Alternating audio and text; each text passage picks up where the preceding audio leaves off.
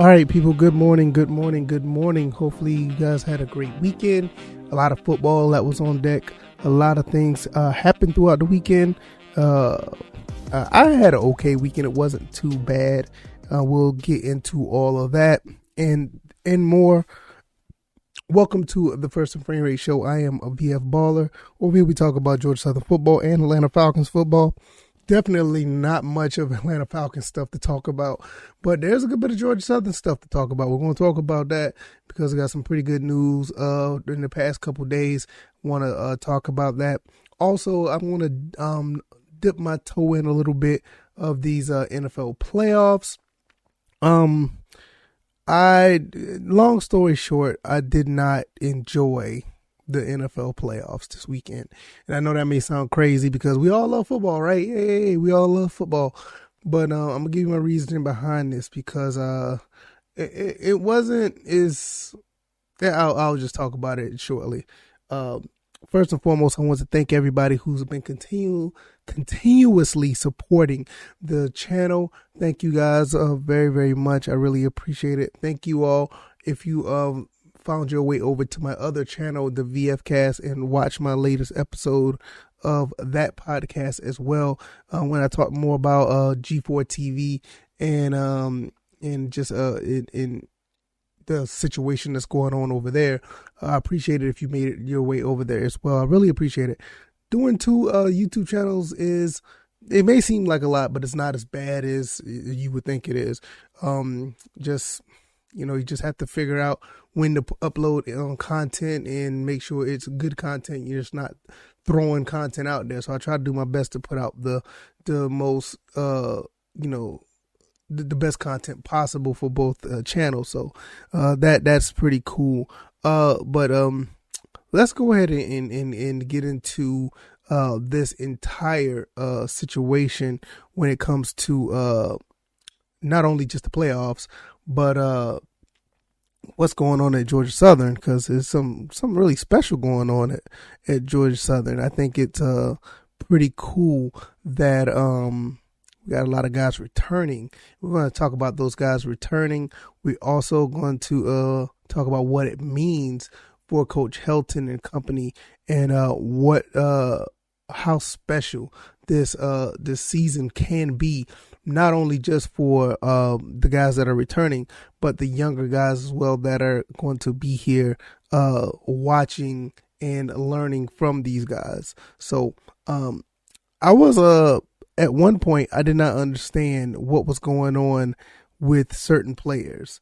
At first I saw Dylan Springer said he was going to return. So I was like, okay, Dylan Springer is going to return for his last year eligibility. That's pretty cool to see, because I was under the impression that a lot of the guys are going to leave. You had like Randy Wade, he decided to leave, and a few other ones decided to go into the NFL draft. Like Logan Wright's another one. He went to the NFL draft, and I was like, okay, we're just going to lose a lot of veterans, and we're just going to be rebuilding with a bunch of young guys. So I started putting a lot of stock in those guys, but then I saw, like I said, Dylan Springer. Then I turned around and saw Bradley Glenn. He decided to come back, and I was like, okay, this is pretty cool. And then when the team was having a meeting, I saw a J.D. King sighting, and I was like, whoa, wait a minute. What J.D. King doing here? Because J.D. King just recently graduated. And I was like, he's going to be on the team as well? And that was pretty cool. Now, after all of that, I started seeing other posts on social media. Amari Jones, he decided to come back and play. That's in Justin Birdsong. He's back. Then Logan Langmeyer, he's coming back. DJ Butler, Caleb Kelly, and I already knew Najee Thompson was coming back. I already knew that. I mean, I've did a spotlight video on him, and he said he had the eligibility. He was coming back. Brian Miller, he's coming back. And then you had Justin Ellis coming back. So you had so many guys. And I think Liam Ryan, I didn't I didn't mention him, but he's coming back. So you have 1, 2, 3, 4, 5, 6, 7, 8, 9, 10, 12. You have 12 guys that are, veterans. I mean, you could say they're veterans in a college space. You got guys who know how to be GSmen. You have guys that know how to conduct themselves in being a Georgia Southern football player. And to see these guys come back, they're gonna set. I believe these guys are gonna set the tone for a lot of the young guys that are coming in, the guys that are that has been recruited, the guys that have transferred. They're gonna learn how it is to be a football player in Statesboro, Georgia.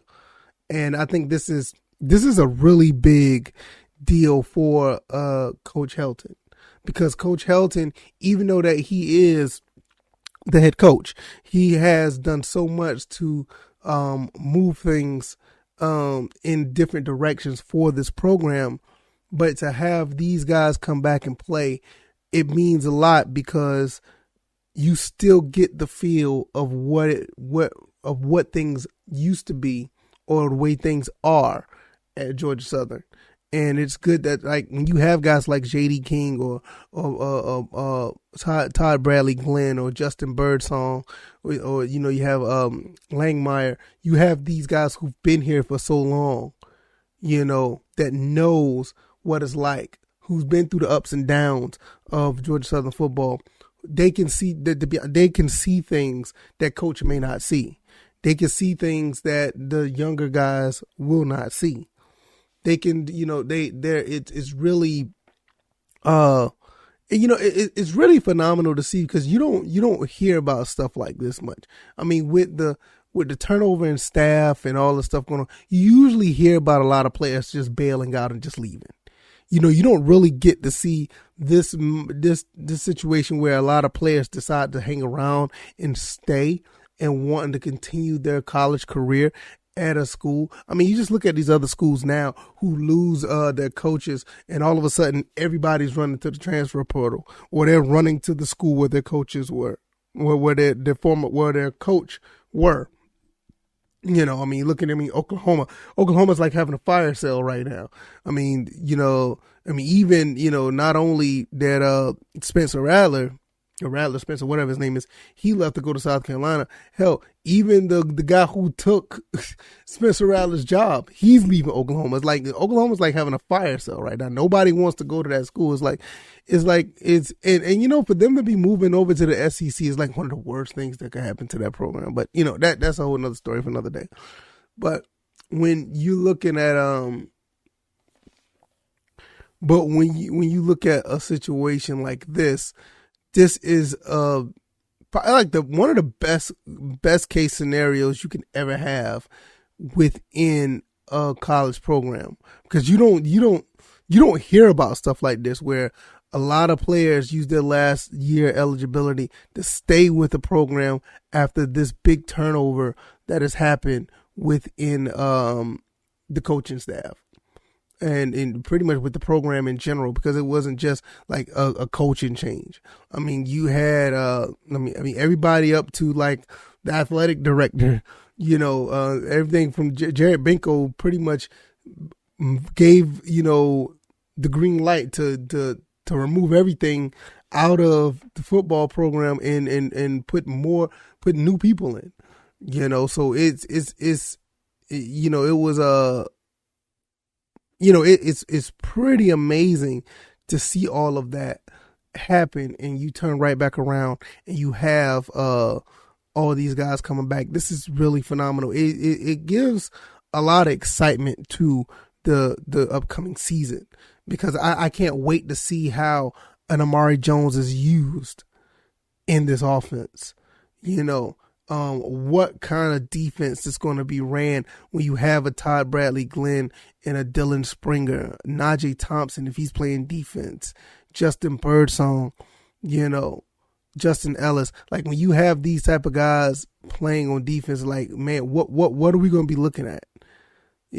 So it's very exciting, because we already know that this entire makeup of Georgia Southern football is going to be totally different than what we are used to seeing.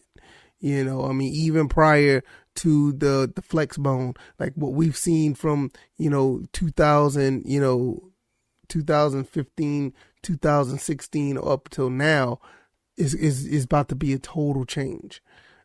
We just recently got the quarterback from Buffalo. He's coming, and more likely he's going to be the starter. Then we got another transfer that's probably coming from Buffalo. It's about to be really, really interesting and very exciting to see what happens with this school, with this program within the next 6, 7, 8, 9 months, the next year or so. It's going to be really interesting to see. And you got all these guys coming in ready to go. Because that's another thing about it. All these guys that are returning, they're pretty much going to be ready to go. I mean, Todd Barrett, he had an injury to his bicep. I'm pretty sure he's going to be ready to go. J.D. King never really fully recovered off of his knee injury. He played a little bit last year, but we knew he wasn't 100% healthy. He should be ready to go now. Najee Thompson was out for the season, but he should be ready to go. I think Birdsong was out. I mean, we had so many injuries. We just never was able to pick up where we left off from the season before.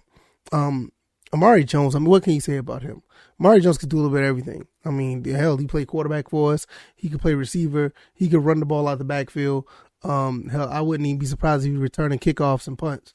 I mean, he's just a guy that needs to have the ball in his hand. And with this offense, I think that's going to be really, really, really, really interesting to see how he's used. And for the most part, everybody else is defensive players or offensive linemen, and we need as many of those guys as possible because our offensive line has not been the best, but the more bodies, the better. So it's going to be really cool to see what happens with this team, and it's so awesome to see that that we have these guys coming back. And a lot of these guys are highly intelligent when it comes to football. I mean, Najee Thompson. I mean, the football IQ on that guy is so high, and it's something that nobody really talks about.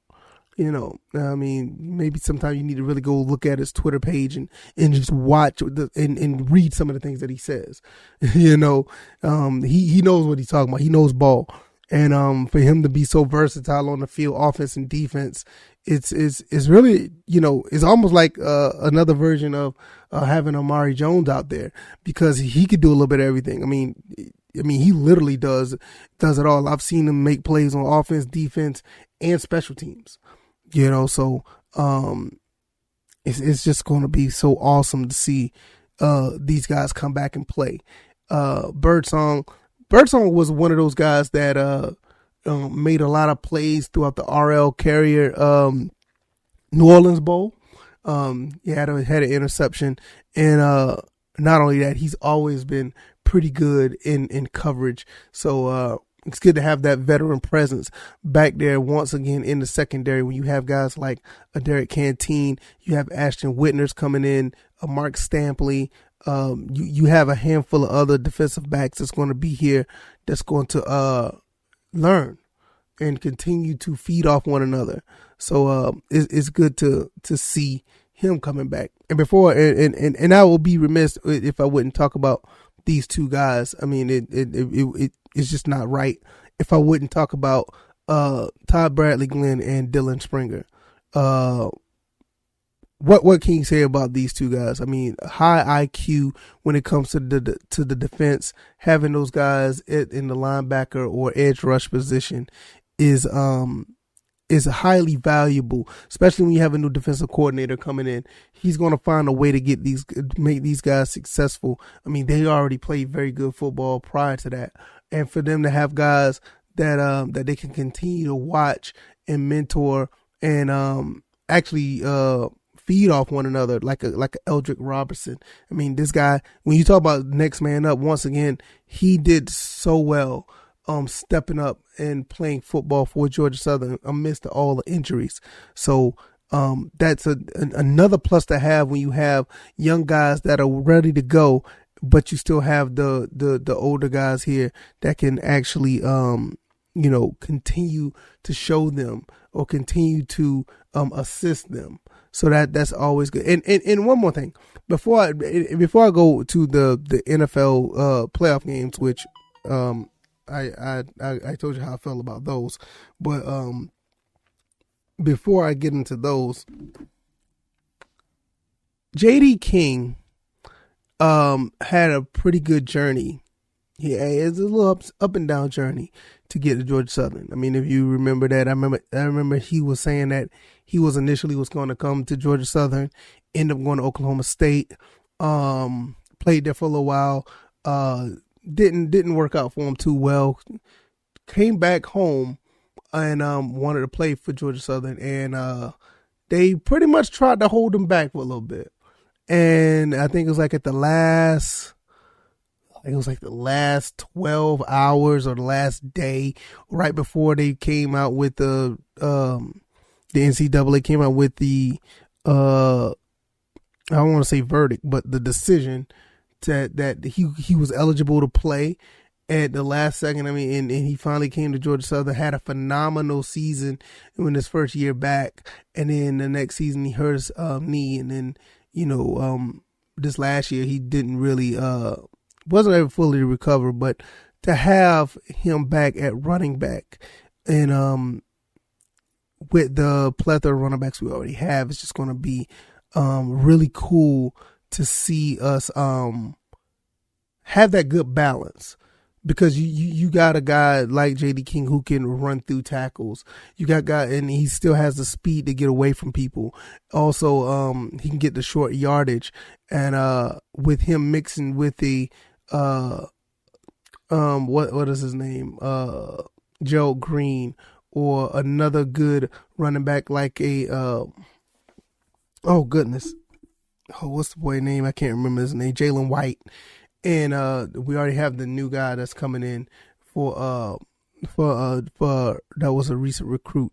We have pretty good situation at running back right now. So with everything that has happened with the returning Georgia Southern guys coming back and the new guys that have been here for a while, and you turn around and you have the new recruits coming in, we have a pretty good balanced team. So I cannot wait to see how this plays out. Congratulations to the Georgia Southern fans, because we're in for a treat for next year. I think we're going to be really we're going to be in a really good position to root for this team. I think something special is going to happen this year. Hopefully I'm right, but I think something special is going to happen. So that's pretty cool. Before I go to the next topic, which is the NFL playoffs, if you like this content, hit the like button. If you're over here on the YouTube side of things, if you're on the podcast side of things, share this podcast. Let people know what I'm doing over here. Also, give me a 5-star rating if you are on the podcast side of things. Share, like I said, always share. Let Eagle Nation know what we're doing over here. If you are an Atlanta Falcons fan, let Falcons Nation know what we're doing over here as well, because I do talk about Atlanta Falcons football as well. Fortunately, there's not much to talk about right now. If anything, Calvin Ridley may get traded. We'll see how that goes. But let's talk about these playoffs before I close this up. Before I close this podcast out. I know I'm probably in a minority, but I did not like I did not like any of the playoff games this past weekend. I know I'm probably in a minority, and it was it to me it was very, very tiring to watch. Some of the games were like very sloppy. Some of the games they just didn't seem like it was fun to watch. The Raiders and Bengals game was entertaining, and that started the the beginning of this weekend in the playoffs, and I thought it was going to be pretty cool. And then the Patriots and Bills game happened. That was a blowout. I was like, okay, what am I doing here? And I'm like, why am I sitting here watching this? This is like a complete blowout. It was not fun to watch. The Patriots looked terrible, and I was like, okay, maybe that's just one game. Cool, that's just one game. Then the Eagles and Buccaneers game, and the Eagles look so bad. And they look so bad. And I'm like, this is not playoff football. This is not playoff football. This is terrible. I mean, the Buccaneers was just dominating the Eagles, and it was so bad. It was like, oh my God, what am I watching? And I didn't know what to think about it. So then I jump over to the 49ers and Cowboys game, which the score indicates that this game possibly was good, but it was so many penalties in this game that it was not, to me, it was just not fun to watch. It was not fun to watch at all. And every time you turn around, somebody was holding, hands to the face, roughing the passer. It was, illegal man downfield. It's like false starts was like, that was just like a part of the game at this point. It was so bad. And I'm like, oh man, it was just not good football. And then the final game of Sunday was the Steelers playing the Chiefs. And we kind of knew what this game was going to be like. I did not expect the Steelers to be competitive. I really didn't. I'm actually surprised that the Steelers put up 21 points. But the Chiefs dropped 40 points on them. It was just another sloppy game. Now, I will say this.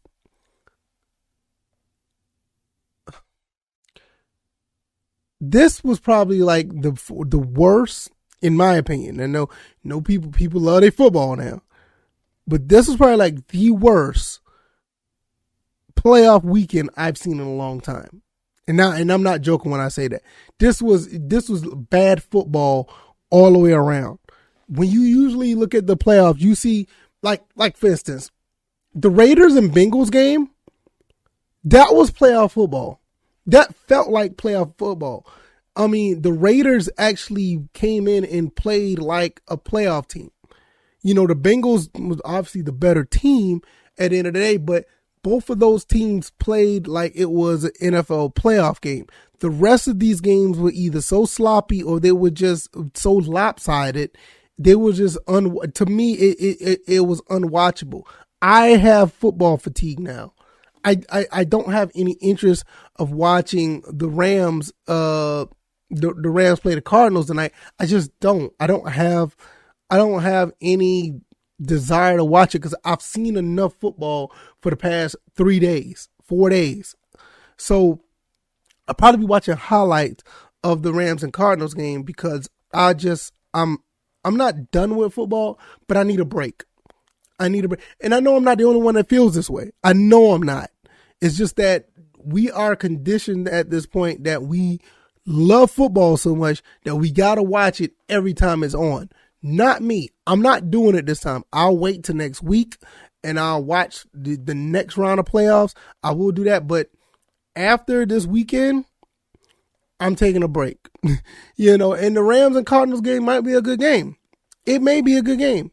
But after what I've seen this Saturday and Sunday, I really don't want no parts of football right now. I need a break. I don't know, y'all. I may be tripping. Y'all might think I'm tripping or whatever the case may be. But oh my God, I cannot do this. I can't do this. It was so bad. Outside of the Raiders-Bengals game, football was so, the playoffs was so bad this week. It was. I don't care what anybody say. I'm entitled to my opinion. If you think I'm wrong, that's okay. I'm not, I'm not even gonna go at you or whatever the case may be. If you think I'm wrong, you can say what you want about me or whatever the case may be. But no, this was bad football. Shout out to Jared McKinnon though. Jared McKinnon did did numbers against the Steelers. GATA, Georgia Southern alum, did really good against the Steelers. But it's just this was just bad football. It was just bad football. Overall, it was bad football. This was not, to me, it didn't feel like playoff football at all. Like I said, outside of the Raiders and Bengals, which was actually that was a fun game to watch. The rest of these games was like either a blowout or just pure chaos. I mean, the 49ers and Cowboys, that rivalry as far as the playoff rivalry is like, that runs deep. 49ers and Cowboys has been a really big rivalry throughout the decades of football, playoff football. But that game, it was so sloppy. It was ridiculous. And all the other games just pretty much blowouts. I mean, Eagles didn't show up, the Patriots didn't show up, the Steelers tried their best.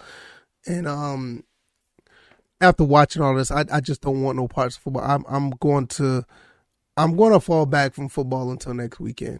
So I may talk about the highlights of the Rams and the Cardinals, or I may talk about that. I'm not really sure. It's just, I know I'm not the only one feel this way. If you think I'm tripping, just let me know.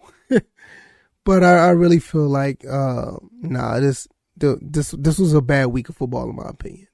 But that's pretty much going to be it for this episode. Am I tripping on the NFL playoffs? I don't think I am. I really think this was some sloppy football, and it was could have been better. What do you guys think about all these Georgia Southern guys returning? I think it's very exciting to see these guys coming back to play some football for the blue and white, and help Georgia Southern become another winning program. I mean, we are a winning program, but they're going to help turn around what happened last year. And that's going to be pretty cool. That is awesome. So let me know what you guys think. I'm going to get up out of here. I will see you guys tomorrow for another episode of the First and Frame Rate Show. Thank you guys for watching. Give me a high rating on any platform that you're listening to this. Share this and let people know what I'm doing over here. And we will see you guys on the next one. All right, y'all. Yeah, have a good morning. You guys be blessed. Peace.